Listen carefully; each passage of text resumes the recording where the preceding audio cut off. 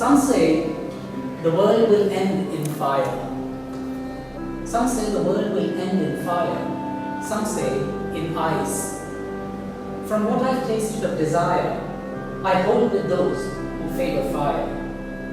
But if it had to perish twice, I think I know enough of hate to say that for destruction, ice is also great and would suffice.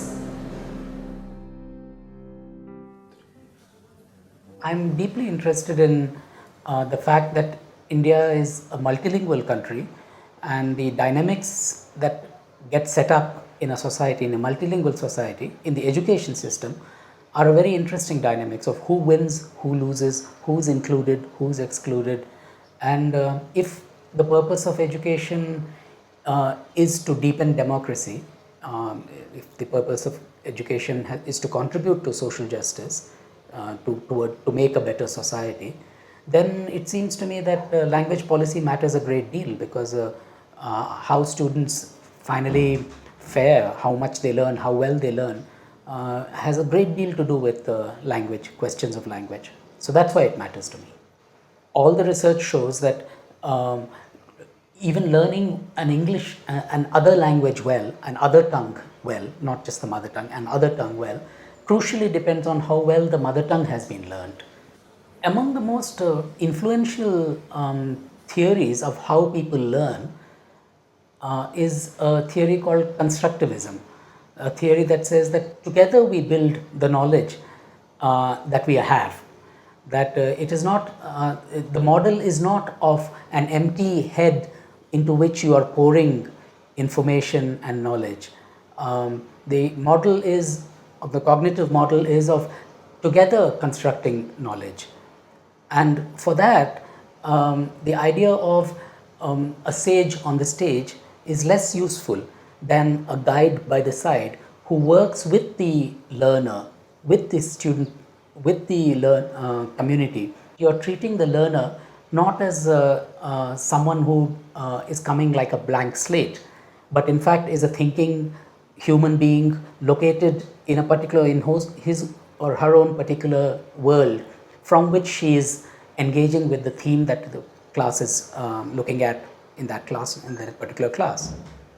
The class will have to have a great deal of discussion built into it, participation by the learners, and a frequent recap of where we are about a theme, what have we understood so far, an ability to handle different points of view, which means taking the learner seriously as a human being in his or her own right, as an adult. A college professor would need a master's degree at least, and a research degree preferably, an MPhil or a PhD. Having cleared the NET exam improves your prospects quite a bit. So I would say that among the first conditions, first pieces of advice I would give is continue to be a wide reader, one who reads widely in your area.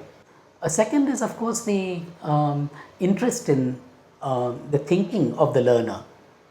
That is, if you're somebody who is interested in what the student is also thinking. A third is perhaps patience.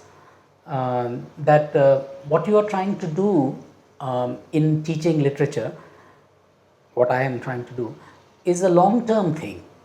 That the engagement of one semester or 2 years is maybe too short-term as thinking goes. So what you're trying to do is plant seeds which may take time to grow, something like a decade to grow. That ideas that you are sharing in class are not for immediate implementation after the class.